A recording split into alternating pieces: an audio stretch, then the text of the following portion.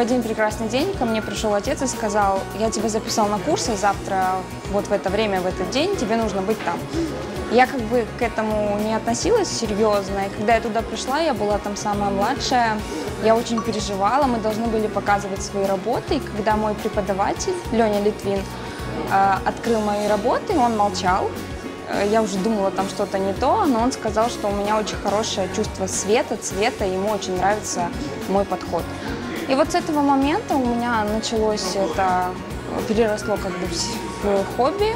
Я начала этим заниматься, увлекаться. И вот на сегодняшний день это мое все. Это и отдых, и хобби, и работа.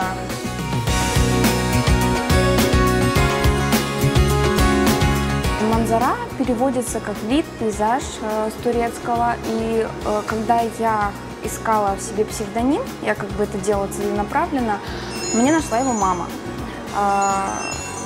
Я так к нему присматривалась, потому что оно обозначает как бы и мое хобби, и очень созвучно с моим именем.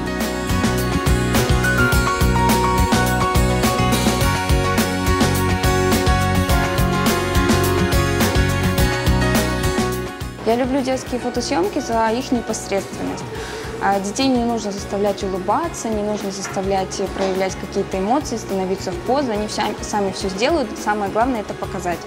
И я как бы становлюсь уже семейным фотографом и снимаю периодически одну семью несколько раз. И то есть я им создаю такую некую историю.